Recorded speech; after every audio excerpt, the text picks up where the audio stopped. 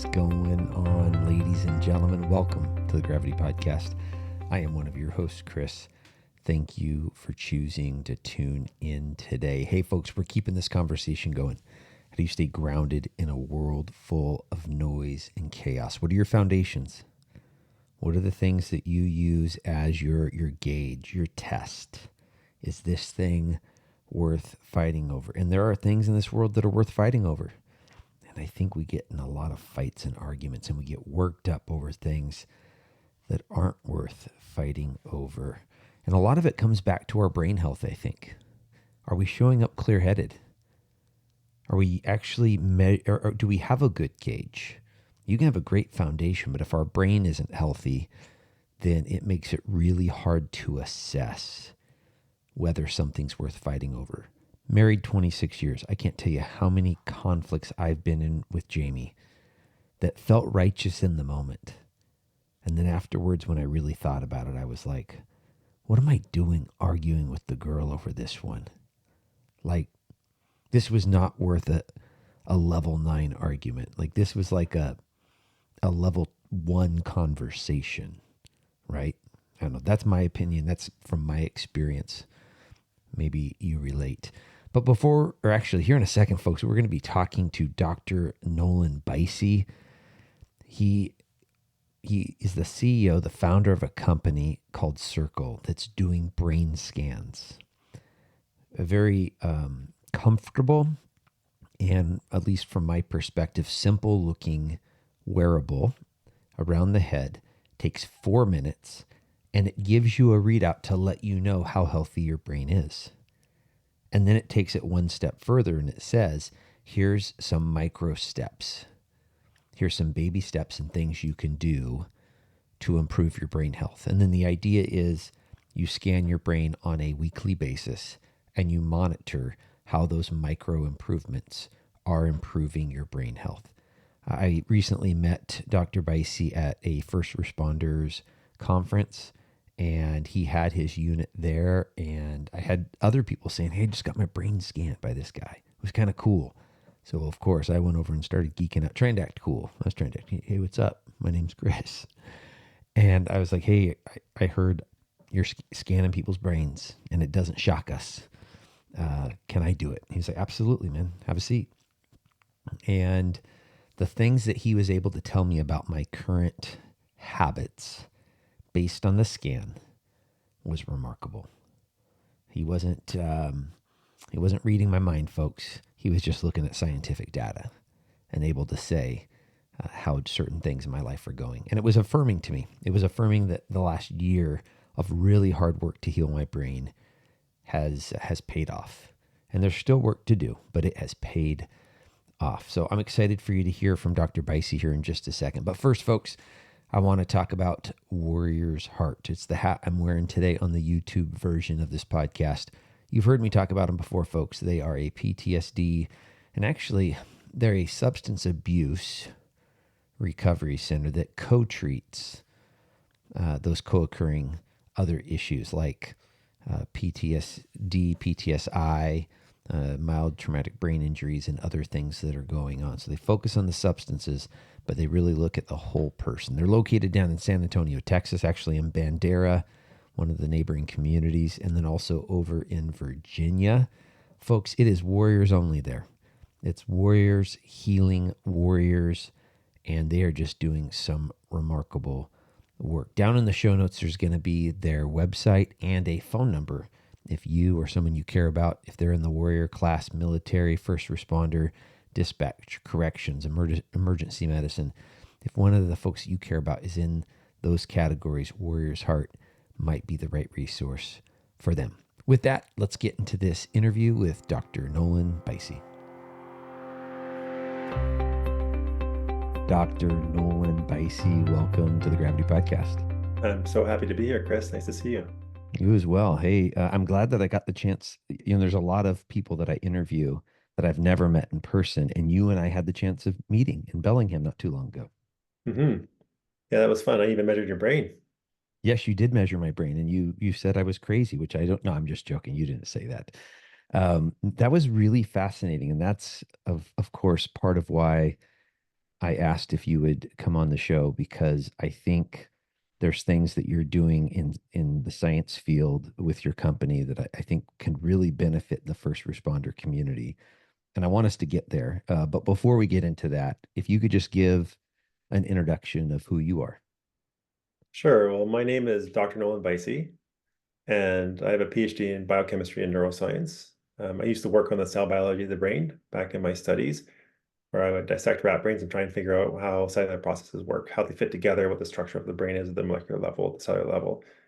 And then I took that and turned that into an understanding of how the brains work and a fascination with human biology, and eventually started a company called Circl. And we'll be discussing that more today, but I'm the CEO of Circl, and our company is really about helping first responder mental resilience and wellness.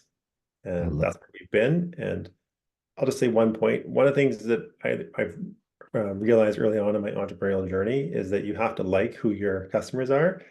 And I can tell you, it has been so fun working with first responders. I didn't really know you guys as a group before, but you guys are such a great group of people, and so it's been really rewarding so far. why do you Talking, say why do you say you have to like your customers? I think in all things that you do it best if you're genuine. And if Mm, you're not selling a product you don't believe in, you're not going to be genuine. If you're not talking to somebody that you actually would like and want to hang out with, you're probably not going to want to talk with them that much. And if yeah. I'm working with first responders on the hardest issues that they're facing, I have to want to help them. I have to genuinely, from a human to human level, want to be like, I want to figure this out for you because this hurts me too when I hear the things that you're going through. Yeah, that makes a lot of sense. I love it. Now you are up north. Do I understand you grew up in Toronto? I grew up on Vancouver Island, and then I Okay. bounced around the world a little bit. I lived in Norway for a bit. For one summer, I was in the northernmost city in the world called Hammerfest.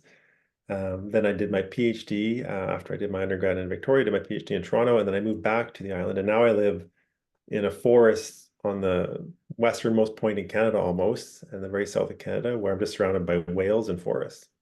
Well, and your background, the house that you live in with the wood, the log cabin look, it screams you're in a forest and like, yes, this is good stuff. Let's chop some wood after we're done with this. You know what I'm Deal, saying? I'm Like in. the all those really masculine things.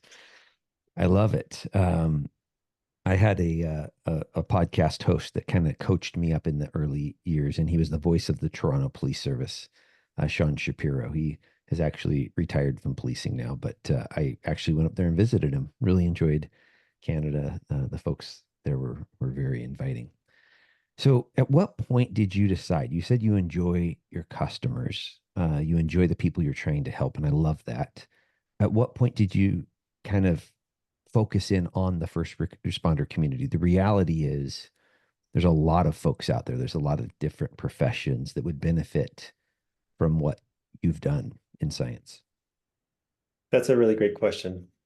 Um, we we early on in the company had really a clear vision that brain health is a problem worldwide. Yeah. And so it's not just first responders that need help, it's everybody. Everybody has a brain, everybody has challenges they go through. And so from a business perspective, it was really about understanding who has the most acute and recurring need. So whose problem is something that they're trying to solve, they're aware of it, and is hurting them on a regular basis. And we were even looking at predicting dementia up to 20 years before you get it and helping people avoid dementia. I thought, well, what a great value proposition that is, because if I can predict dementia and you can do these things to avoid it, you have a 40% chance of not getting it in the first place, and you get 10 to 20 years of your life back. Wow. But people don't like to solve problems 20 years from now. And so I would love to help people do that. But then we found with the first responders, they know they have a problem. It's very tangible to them, right? They're white knuckling it, as I've heard before some of them describe Mm, it. And so for us, it just seemed like a better fit. And then of course the irony here is we've kind of come full circle on the fact that if we can help first responders improve their brains now and maintain better brain health and resilience, they're less likely to get dementia anyways. So we're kind of solving that problem in an indirect fashion anyways.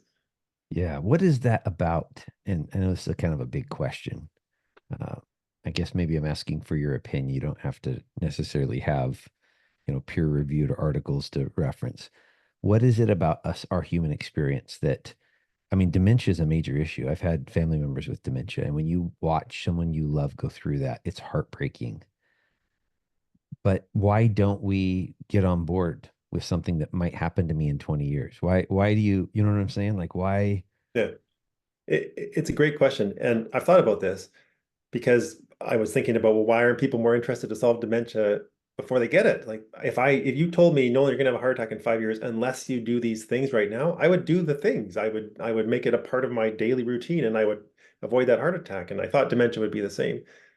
Um, I think the way I understand it is it comes from an evolutionary biology perspective, is that because resources were not always so plentiful, our biology is built to deal with things that are in front of us.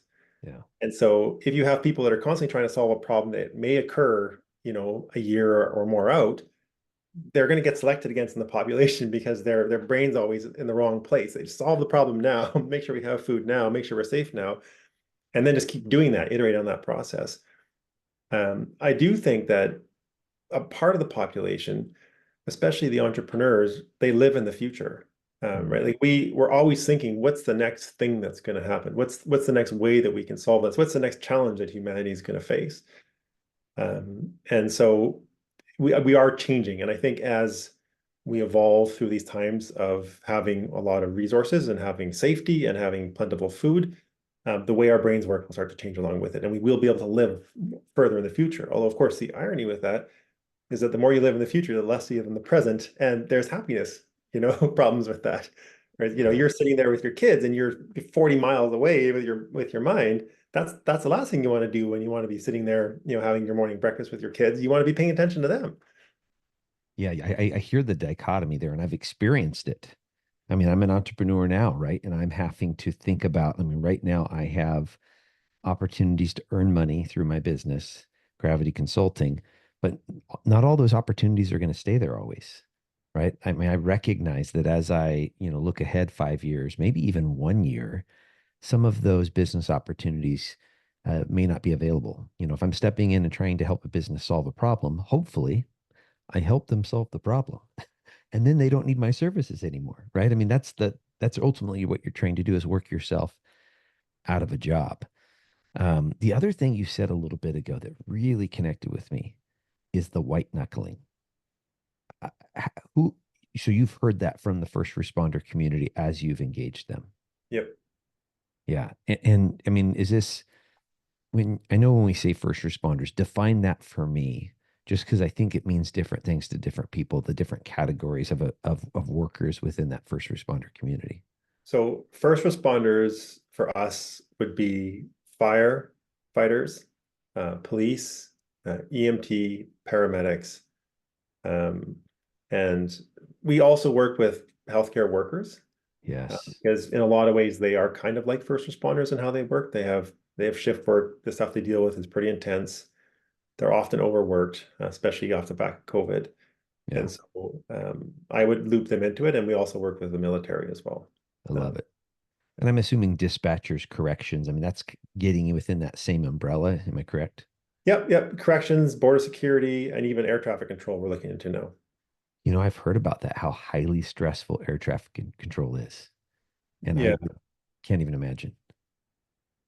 Yeah, it's one of those things where it's a culture that not many people understand. There was actually a movie, I think it's called The Tin Man, about it. But the culture there is really tough. Yeah. And same with first responders. The culture there is having to evolve to sort of figure out, well, how do you guys deal with things on a regular basis? What culture best supports you to talk about these issues or support you in the best way that can help you stay on the job longer, to stay healthy longer? Yeah. It's an evolving issue for sure. Yeah. So, where have you been? Where has Circle been providing services to? Is it North America? Is there other places internationally that you have been, connecting with to offer up what you offer at Circle? So I mean, we do sell internationally, but our entire company focuses on North America right now. Okay, I love And it. there's some people who reached out to me from the Philippines that were interested and had very interesting backgrounds that were very compelling. So I was happy to work with them. But for the most part, I want to be able to eventually see our customers and stop by and say, how's it going? And understand what's working and what's not and what can be better. And so I don't want to be too far away from who we sell to for the That first part of the company. makes sense. Let's get into it. I was really fascinated. We were at the first responder conference put on by Sean Thomas. Huge shout out to her. She does a remarkable job of bringing us together. And it's not just her; it's her whole crew. She has a lot of volunteers. And you had this brain scan. You had this product that Circl offers, and someone had come over to me and been like, "Hey, this guy over there, he scanned my brain." I'm like, what? It's kind of like I have this. I don't know if you ever watched The Office, the American version, but Or have that. Michael Scott, who tries to stick his leg in the X-ray machine when someone else is going through it, just because he wants to get. And that's totally where I was at. I was like, I just want to like get over there next to this guy and like slip my head into this harness and see what it says. Let's talk about the technology. What does Circl offer? So what we do is we've taken a way of how you understand the world. So when you look at the world, your brain processes the information. And so what we do is we measure your brain processing that information in terms of the visual stimulus. And how you make decisions depends on what you perceive. And so we measure what did you perceive and how many of your brain cells are firing to understand that thing that you saw. And so as you saw when you did the test, you just do a simple 4-minute test where you look at circles of different colors. And when an odd thing happens, your brain says, that was new. What was that? And you see this brain response. And the bigger and more robust that brain response is, the healthier your brain is and the more resilient your brain is. And the faster that happens, the more healthy and resilient your brain is. And so what we're doing is we're measuring when does that peak of brain response happen with you? And is it a healthy brain response? Is it on the path to healthy or is it on the path to getting worse? And if it's getting worse, well, what should we do about it? And the app has evolved since you've last taken it. But what we now do is we show where are you at now in terms of overall brain health and resilience? How are you changing over time from the last time you did the test, which would be once a week? And then what should you do about it? So you get these categories to pick. And what do you want to focus on for this week to take one step so you can be a little bit better for next week? So don't climb Everest. Don't solve it in a week. Just take one small step. Because if you're in a bad place, it's tough to do anything. So just take a step. Just take one step. What are you going to do that week to be a little bit better for next? I love that, Dr. Beise, because I sit there and think about the times I've been successful in life. The times I started January 1st with this New Year's resolution that the furthest I had run at that point was a 5K. And you know what? I'm going to run a marathon and I'm going to go out this Saturday and run my first one. It didn't go well.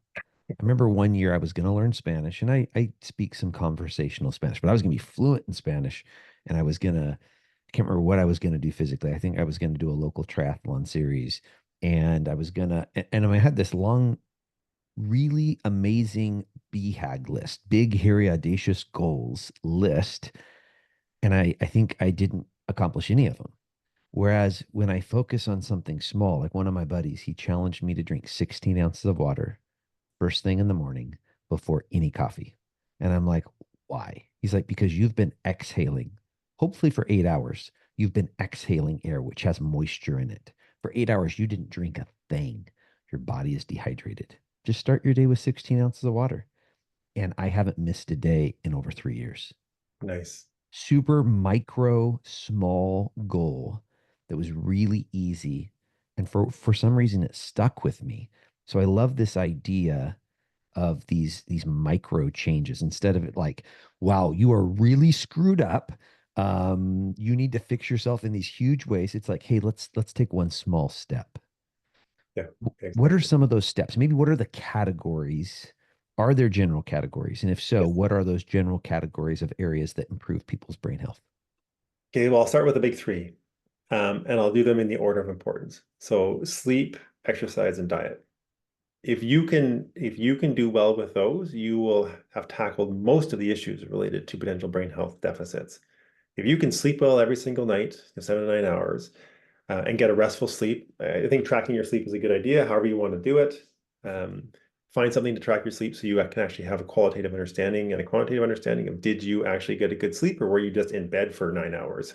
Yes. There can be a big difference there. Make sure you don't have sleep apnea. Make sure you don't have something obvious, restless leg syndrome. There's all sorts of issues.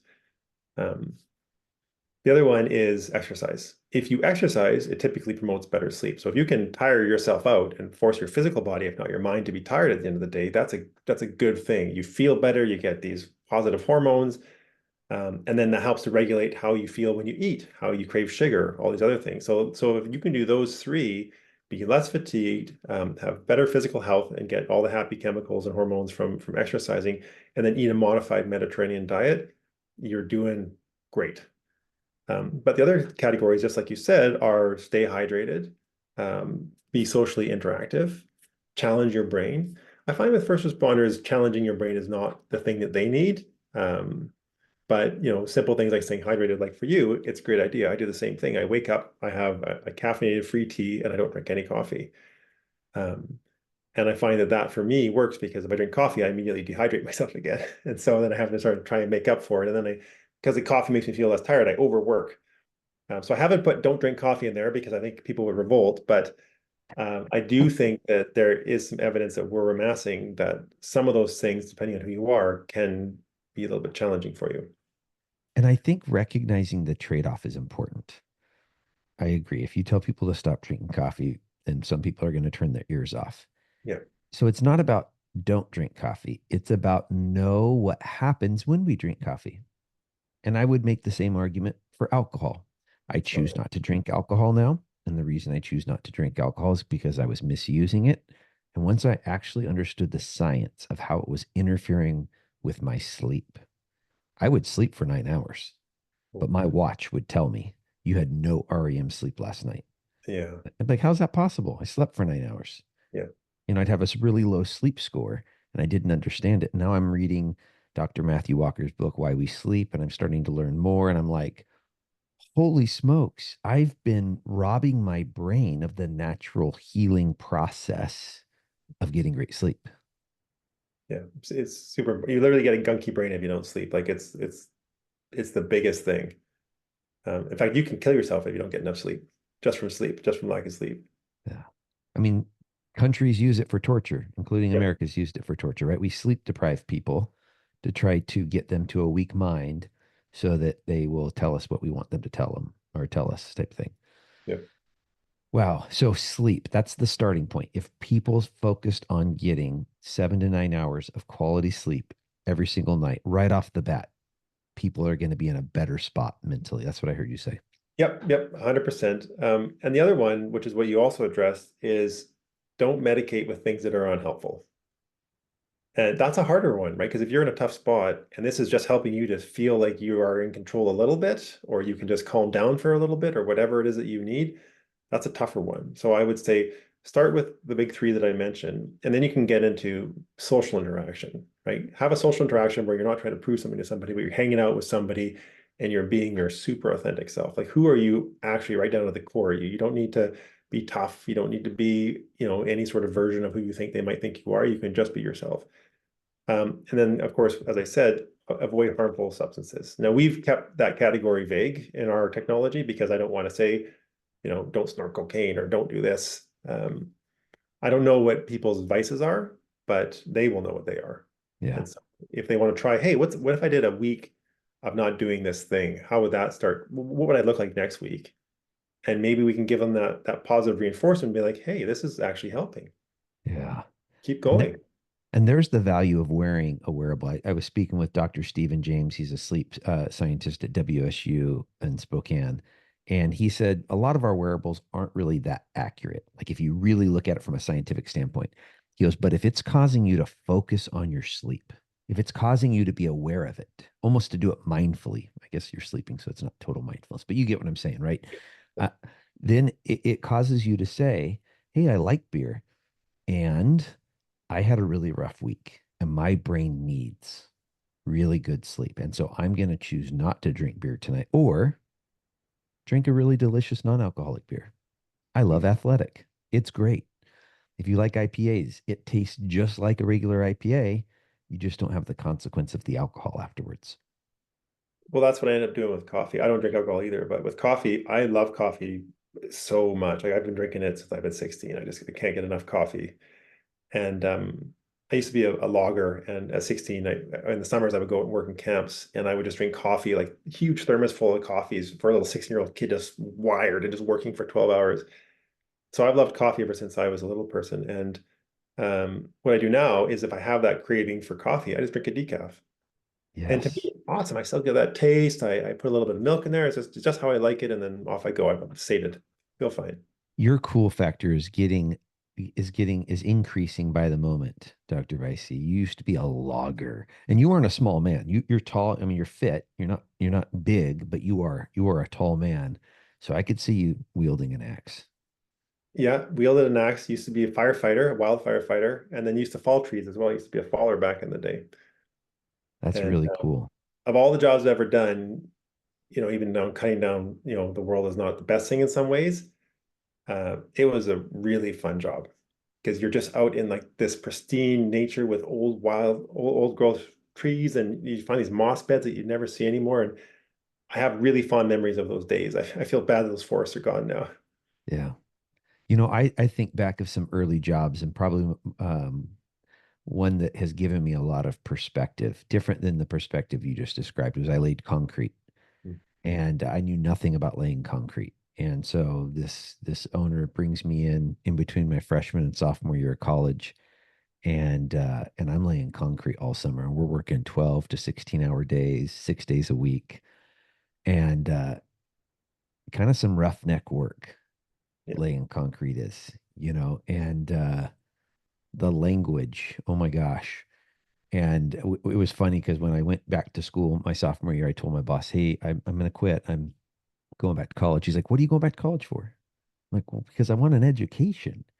And he's like, "You don't need, what classes are you going to take?" I'm like, "Spanish." He's like, "Check. Half of our crew speaks Spanish. You don't need that. What else?" I'm like, "I'm taking a psychology class, human sexuality." He's like, "We joke about sex all the time. You don't need that class. What else?" And I mean, he was trying to commit. I'm like, "I really appreciate you, Mike. Really good boss. But I'm going back to school. Thank you." So, um, so it focuses on what are ways that people can get better sleep. I mean, that's a tough one. There's things in our life I think that I can try harder, but I feel like with sleep, sometimes almost people feel helpless because if they try harder, it creates all the stress and anxiety and they get less sleep. So, what are some good sleep hygiene things that they can do to improve their sleep?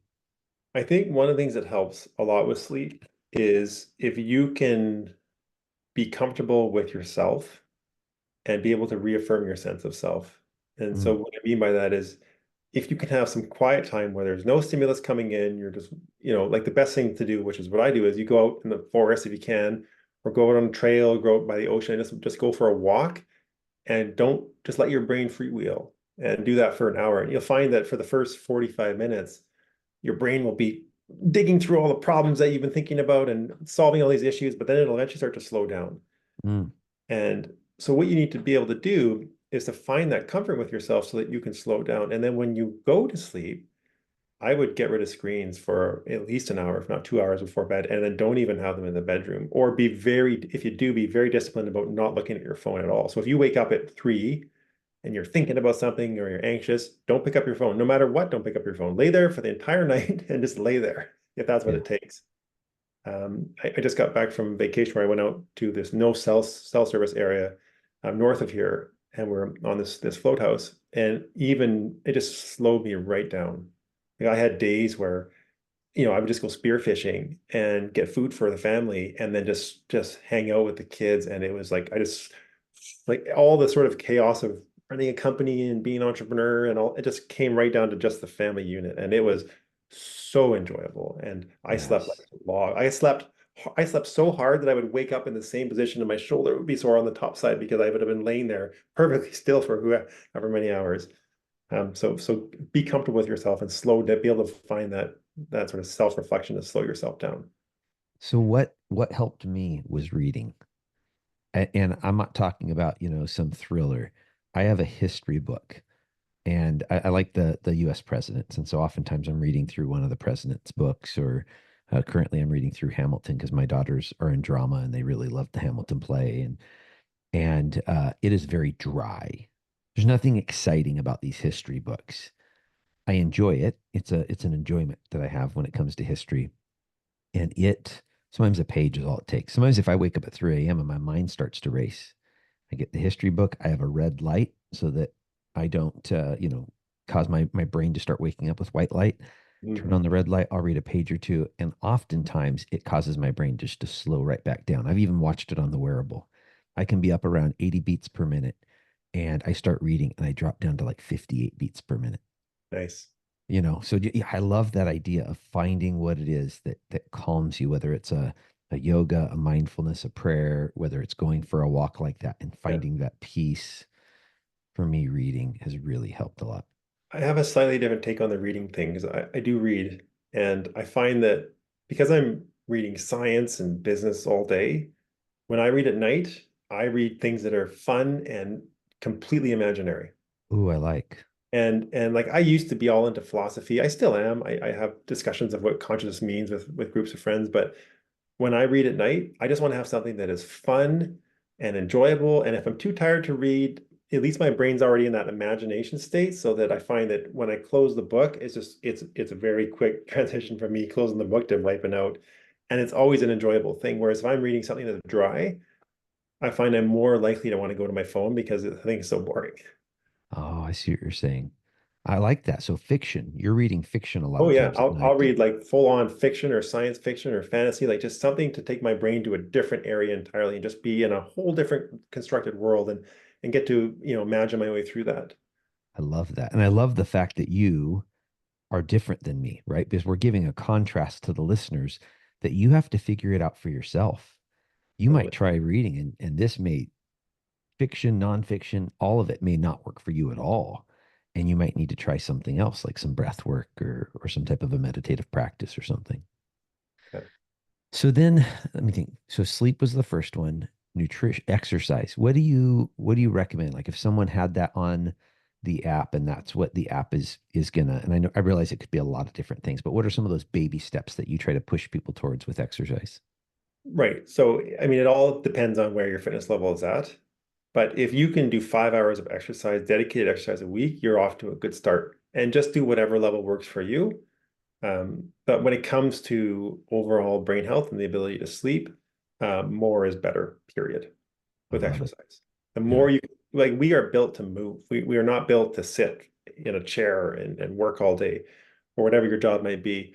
And so if you can move all the time and even just have a slightly elevated heart rate, maybe you're not at, 150 or 160 because you're really pushing it. Maybe you're just at 120 and you're in that zone. That's fine. But just do that for up to 5 hours a week. And that's a very good start. I love that. And I teach a leadership class and we challenge the students, drink water, 20 minutes of moving because we recognize we have no clue where people's fitness levels are at. So we keep it small. And for the folks that are more advanced, hopefully they'll just push themselves. And then 10 minutes of mindfulness every day. And we say that can be meditation, it can be prayer, really whatever your belief system is and your practices are. And I have found that even just 20 minutes, I mean, I like the aim of 5 hours, but even just 20 minutes, getting people in the habit to start, right? Totally. It's kind of like during COVID. My wife and I, we just wanted to get out of the house. And so consistently for probably about 4 months, we went for a walk in our neighborhood every single morning. And at first it was one lap, which was 1.1 miles. And then consistently we started doing 2 laps. Then we started throwing in a third lap, right? And pretty quickly we were walking for an hour most Wow. mornings, 7 days a week. And it was great to clear our heads, to get a little stress out, to spend time together. One of our daughters eventually started coming along with us, and so it was kind of this group of three musketeers out there getting exercise in. But that's what I like. Yeah. Start somewhere because it's the a marathon that is so long and so big. How I couldn't do that. Well, don't try to do that. Yeah. Start by going for a walk. Take your dog for a walk every day, right? Chase your kids around or your grandkids around. Well, and this is the whole hard part about wearables is a lot of them aren't that accurate. Your doctor friend is right. But the other side of it is a lot of them don't really affect real change. And so you get, oh, I looked at it. Oh, okay, well, that's my score, whatever it's related to, and then off you go about your day. And so the really hard part, and one of the biggest questions that all these companies and these wearable companies have to face is, can we actually influence a behavior change that is helping somebody? And I think that's going to be an ever evolving question, depending on where culture is at, where people are at, where society is at. And it's our North Star, right? If we need to be able to way to show you some information that allows you to be more likely to do something that's going to be healthy. And I'm not above tricking people. Like I will trick you to be healthier if I have to. It doesn't, I don't care what it is, but I'm my job and the company's point is, can we figure out how to get you to be a little bit healthier? And we need to figure out what is the information for Chris or for somebody else, depending on what profession they might be in, that works for them. I love that. And I see some companies doing that kind of stuff. They're taking the lessons from social media, from the likes, from the bings, from all that kind of stuff. And I see that sometimes in some of these other apps where they're trained to, like, you're almost trained to get to a different level, like it's a video game. You know what I'm saying? But it's a fitness tracker instead.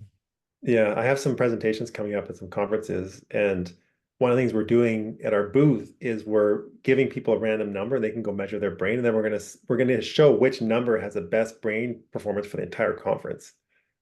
And So, so, so it'll be anonymous. That it'll be private, but at the same time, everyone will say, "That's my number. I'm number well, one. I'm number I two." suspect who wins is going to tell everybody that that's their Yeah. number. Woo! Yeah, but Re- that's up to re- them. Yeah. yeah. Wow. One of the things that you said to me, you looked at it, and I can't remember if you told me that I didn't drink alcohol or that if you told me that I got good sleep. You looked at one of the measurements on my brain scan and you were able to tell, you were able to draw at least a hypothesis based on the number. And you said it to me and it was totally accurate. Do you remember what that was? It was alcohol, yeah. So what happens is it's fairly obvious when we're measuring your brain if you drink alcohol regularly or drank it within the last 2 days, because typically that brain response that we're looking for slows down by up to 100 to 200 milliseconds.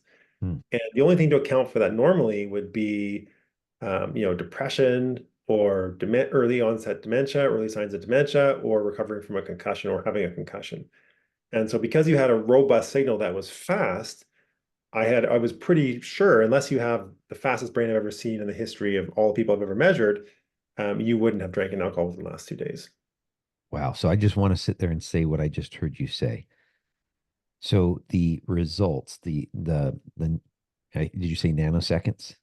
The nano Millisecond, millisecond. millisecond, Yeah. the millisecond delay in brain activity that alcohol causes can also be observed in early onset of dementia, in depression, in some of these other health issues. Is that correct? It's 100% correct. So if you look at the science of what we do, and we're very careful not to diagnose people, but there's 60 years of research behind our technology. So when you say other wearables aren't accurate, ours is. But we don't give you a lot of specificity on what the mental resilience is around. And so the things that would change your score for our technology would be overall fatigue, brain fog, PTSD, concussion. And I wouldn't say dementia would be something we'd be talking about within the younger first responder populations that are actively working, but it can happen up to 50. So those are sort of the key things that we look at in terms of what relates to a good or a bad signal. Yeah. Again, I think we have to make informed decisions for ourselves. And I heard Dr. Walker joke around that if you want to drink alcohol, that's okay. Just do it with your breakfast, which, ha ha ha, is going to work. But his point was you want good sleep. And so Yeah, you need that alcohol to be out of your system before you go into your sleep cycle. And so you need that as many hours away from sleep as possible. And so whether you choose to drink alcohol, caffeine, or not, that those are all decisions that we all have to make for ourselves. But yeah, understanding what, I mean, we aren't even talking about debated science here. We're talking about volumes of research and studies that all point back to the same conclusion in reference to the consequence that these things have on our bodies. yeah, exactly right.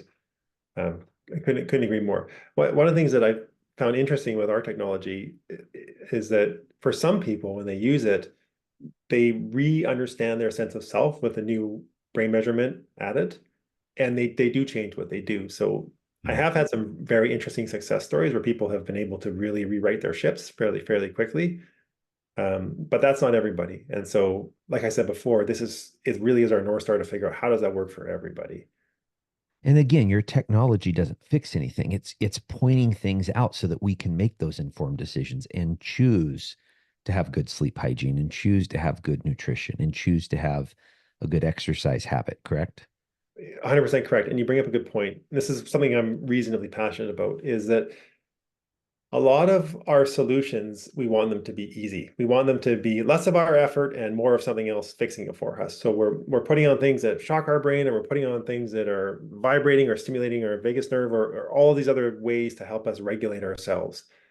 And the most powerful tool you have to regulate your brain by far is your own biology.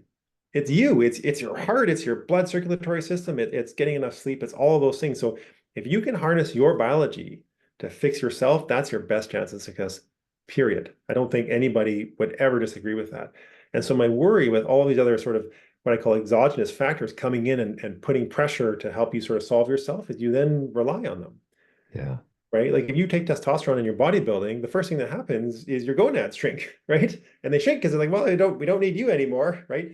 The same thing happens with other parts of your body. And so we want to be really careful with needing that external stimuli to solve a problem that is within us. We should solve Yes. it from within. That's so empowering though. That's so empowering versus I need this pill, and I'm not negatively talking about antidepressants and antidepressant medication. I think there's a place for them. I've used them, and knowing that I don't have to use them forever, there are other things that I can do to help my brain and my body be its best. That's empowering. It's in my control, right? I Yes. don't, I, once someone trains me how to do it, whether that be a great sleep hygiene, great nutrition, great exercise, and then continuing on with the other protocols, that's empowering, I think. That's good news. I hope so. Now, of course, if you do need something, and there's lots of biological and medical reasons why you might need extra help, Yeah. that's totally understandable. But if you can enhance your biology's ability to support yourself, you just synergistically work with whatever that thing is. So Yeah. if you do need something, which I'm not saying like exactly like you said, some things have their place 100%. This just gives you the ability to allow that to be even more effective. I love it. So an agency reaches out to you. My old agency, Kennewick Police Department, let's say they call you and say, Dr. Beise, we want what Circl has to offer. What does that look like? Yeah, so what it is, usually what I do for any agency is what I've been finding is a lot of organizations, they reach out, they say, this is a huge problem. We need to do a huge project and let's get a whole bunch of headsets. And it's going to take us a year and a half to figure out how this works out and get the funding for it. And so what I say is, why don't we just start with one headset? It's $200 a month, get 10 people or more using it, and just start to see, does it work? How does it work? And let me work with you and your team to figure out how do we make this better for you. And essentially what it usually ends up being is I go and I talk to their wellness committee and talking to their chief. We talk to everybody and we decide, okay, that $200 a month is something that we can do, and we're just going to start. And I want to spread, instead of doing huge projects with big first responder organizations, we have those obviously in the pipe. I would rather do a bunch of small projects and really start to spread it around to get a sense of how do we help everybody so that as a company, we can understand that this is helping all the different people that we're working with and continue to take that lens in terms of what do all these people need so that it's better for everybody else, okay, cumulatively. So for $200 a month, how many users could use it? Let's say you hit that department where everyone's a believer. Everyone's like, we're ready to try this. So the test is a once a week 4-minute test, same test you took. Um, it's just depending on logistics. So if you could have 20 people using it, go for it. If you could have 40 people using it, then go for it. Um, really, the way that I prescribe to use it is to say your first day back, measure it in the morning. That's and essentially what we're doing is we're measuring, are you staying the same or better from last week at the same time? Yeah.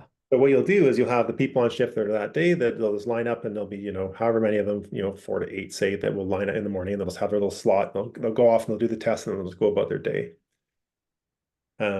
And if there's another shift the next day, then those different 8 people or however many there are will measure their brain.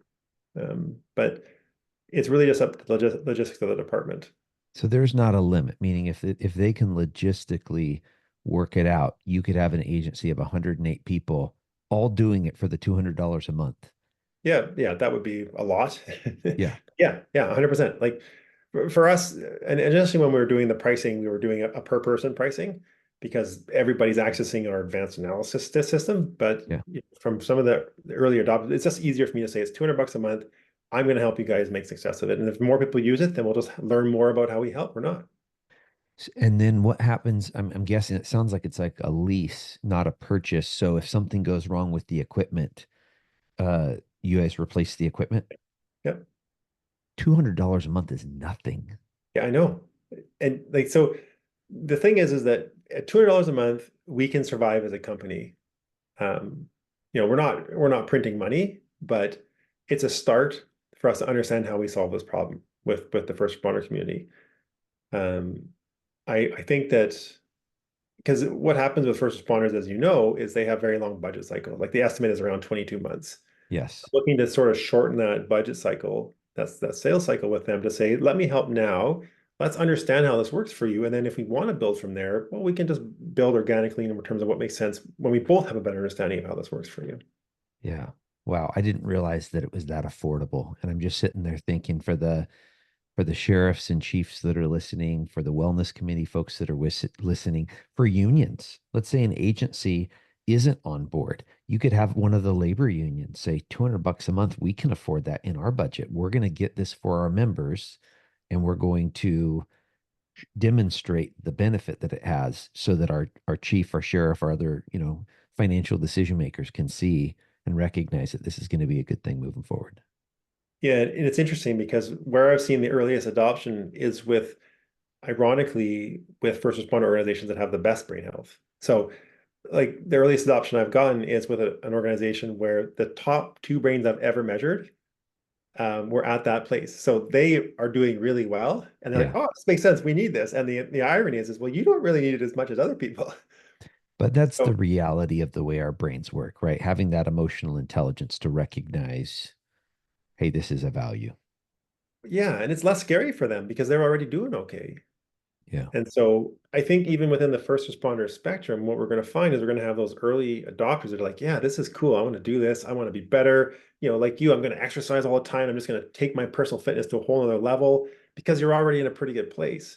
And Yeah. then you're going to go from that, sort of peak performers all the way down the spectrum to the people that are, like I said before, white knuckling it. And eventually, hopefully, the people that are white knuckling it can see the value that it's providing to everybody else and then come on board. And hopefully by then the technology will be something that will affect real change for them and help them to sort of start that path of sorting themselves out. Yeah. Wow. I'm even more excited I was than when I took the test and asked you to come on the show. What do you do, Dr. Beise? What do you do to take care of your brain and your body? Oh, that's yeah. So I've learned a whole bunch about my brain because I measure myself more than anybody else on earth with this technology. So I've begrudgingly given up coffee, and um, I do fall off the bandwagon sometimes, and every single time it's an immediate reaffirmation that that was a mistake. Hmm. So coffee doesn't work for me, and the reason why coffee doesn't work for me is because I overwork immediately. Okay. I have this much work to do every single day, and I have this much time. So if you give me more coffee, I'm like, I can do all the work today. And so on Monday, I'm going to do a 16-hour day, just full tilt, super productive. And Tuesday, I'm going to do a 14-hour day, super. And Wednesday, I'm exhausted, but I'm still going. And then Thursday, I'm useless. And then Friday, I'm just trying to like slowly work a little bit, and then the weekend, I have to take it off. And so I need to find that balance every single day. So coffee kills it for me. I don't drink alcohol. Alcohol doesn't work for me at all. I try and move constantly. So I try and exercise in some form every single day. And sometimes that's just me getting up and having a call and going for an hour walk in the forest here. I'm really, really focused on sleep. I'm basically religious about sleep. Like I have to sleep. I'll be in bed sometimes at 8:30, calming down and just finding like, okay, I'm ready now. I'm calm. I'm going to read a book for a little bit. And then by 9, I'm out. I'm just like completely out of sleep. Yep. Always looking for ways to optimize my sleep.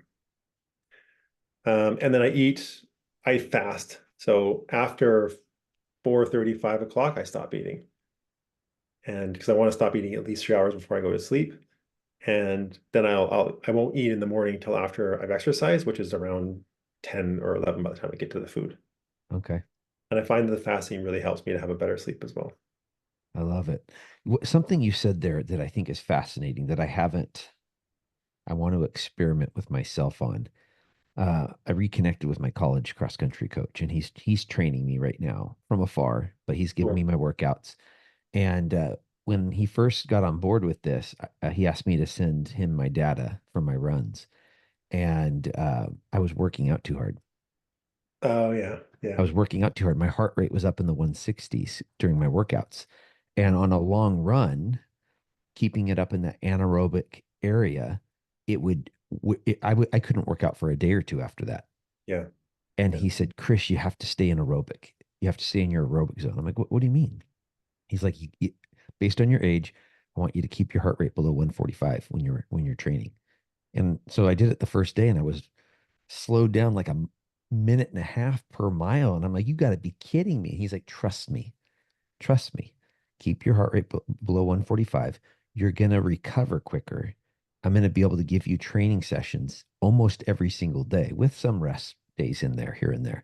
But I'm going Mhm. to be able to allow you to work more based on this. It doesn't feel like that. It feels counterproductive. Well, within 2 weeks, all of a sudden, I'm back out to running 845 miles, times however many he's having me run today, and my heart rate staying below 145. Good for you. However, I need one more experiment here. I drink a Yeah, lot of coffee in the morning before I run. And yeah. here I've been having problems again. I've been having problems getting my heart rate to calm down on my runs. And I'm wondering if caffeine is a piece of it. I don't know. So if you want to solve that, what I would suggest is titrate it down. So don't just stop. Okay. Um, you're gonna that's gonna be have a few tough days if you do that. Just start to drink. I don't know how many cups you drink, but drink a little bit less every single day. How many? That's three just before I go out and run.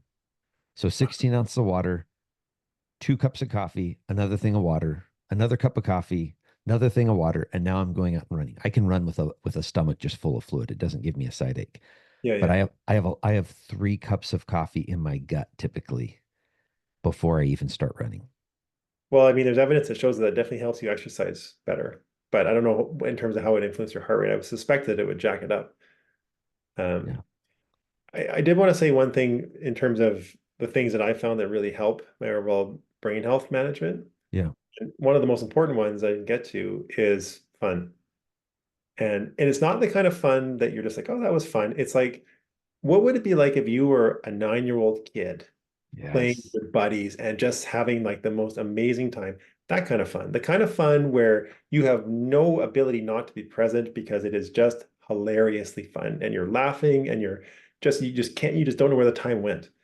If you can find your version of that, like for me, that's spearfishing and freediving. If you can find your version of that, that's what we need on a basically weekly basis. And when I don't get that because I'm too busy, I feel it. Wow. I love that. I love that.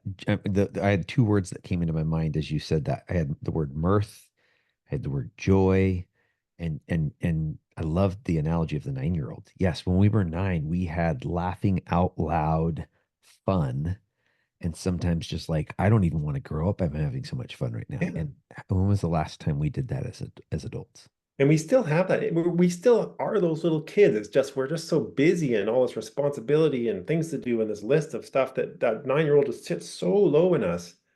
Let them come out. Let them just be silly Yeah. One and of the have things that kind of fun. my wife and I have started doing, my wife and I try to date each other. And I mean that genuinely. Like I'm opening the car door for her. I don't always open the car door for my wife, but on a date, I open the car door for my wife. Nice. And probably over the last 6 months, we've been dating, but it's been one of those she gets home on a Wednesday and we're like, are the kids doing stuff? Hey, let's go on a date. Cool. And it's okay. But what I found is if we schedule the fun, we schedule the date, like tonight, I have a date night with my wife. I I have this anticipation in me. I have this excitement in me. I'm going to have time with just my wife. It's just husband and wife. I love being a dad. I love her being a mom, but we don't focus on the relationship when we're busy with those Yeah. other relationships. And for me, taking my wife out to a restaurant, especially if there's live music, is fun. Like I feel giddy going and being there. And again, I like the idea of scheduling the fun, whatever the fun is for you. I like the idea of scheduling it, Because one, you make sure you do it. And two, you have this thing you're looking forward to each week, hopefully. Totally. That's such a great story. I wish I dated my wife more. We free dive together, but because we have littler kids, we have less time away from them. And so Yes. we have these sort of micro dates where we'll sit down on the couch or we'll go outside and lay in the hammock and we'll just sort of talk about stuff. Where are you at? And one of the things that I found important for me to do there is I try to talk to her not as my wife, but as my best friend. And Mm, I find that when I do that, I join the conversation with a different kind of enthusiasm where it's always a yes and versus a no but. And so I'm always trying to push the conversation along so we can kind of, find that synergy and find that excitement and have a really fun time. I love that. And I love that you said that for the listeners because I gave an example that, I mean, I remember when we had younger kids, we thought we couldn't date. And then eventually we found, you know what? Let's put the kids to bed early. Let's put on a movie, make a charcuterie board. Let's go to the local gym that we're members at. Let's get the kids checked into childcare, and we're going to go play racquetball together for the next hour. And those were our dates, Cool. and it was fun. Dr. Nolan Beise, what for folks that hadn't heard your voice before, they're hearing this thing about Circl and they're going $200 a month. My agency can afford that today. What are the best ways for people to connect with you? I'm on LinkedIn. Our website has a contact form, which will get to me pretty quickly. It doesn't immediately get to me, but it will get to me fairly quickly. And so if you try either of those routes, and you just let me know why you're reaching out to me on LinkedIn, because I do get a lot of requests, I will respond within a day, probably. I love it. Well, for the listeners, I'm going to make this really easy. Those are going to be down in the show notes. Check them out right now. Nolan, time is my greatest commodity. I can't make more of this stuff, and you have given me a lot of yours. Thank you, brother. Thank you. This was a very fun conversation. Have a great day. You too.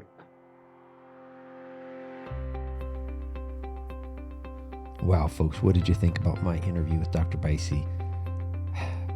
The thing for me is when I go into these interviews, I've said it before, I don't have notes. I really don't know where we're going to go. I mean, I knew the company he worked for, I had done the brain scan. I figured we were going to talk about it a little bit, but I really enjoyed the solutions that we talked about, not just the scan, but what can we do to improve our brain health? According to Dr. Beise, get good sleep. Dr. Matthew Walker has a great book, Why We Sleep, if you want to learn more about that. Eat good food, good nutrition. And Dr. Beise suggested the Mediterranean diet, but eating good, nutritious food is going to help our brain and our body. And then the last thing is, folks, we got to move. We got to move, whether that be exercise, walking the dog, chasing the kids or grandkids. We got to move to improve our brain health. Hey, Jaimie and I want to hear from you. How are we doing here on the podcast, folks? There's different ways for you to communicate to us. First and foremost, please follow us on whatever podcast platform you're listening on. That will cause the next episode to come up. We'd also appreciate a 5-star rating if we've earned 5 stars, folks. And the way you do that is you go to the main page and there's 5 stars just waiting there, just begging for you to rate or review us. That tells us, communicates back to us how we're doing. If we're not doing very good, though, we want to get better. So shoot me an email at chris@gravityct.com. Let us know how to make a better future Marriage Monday topics or guests for me to interview. Folks, we only get to live this life once. Let's go out and take care of the people in our tribes. Take care of each other. God bless.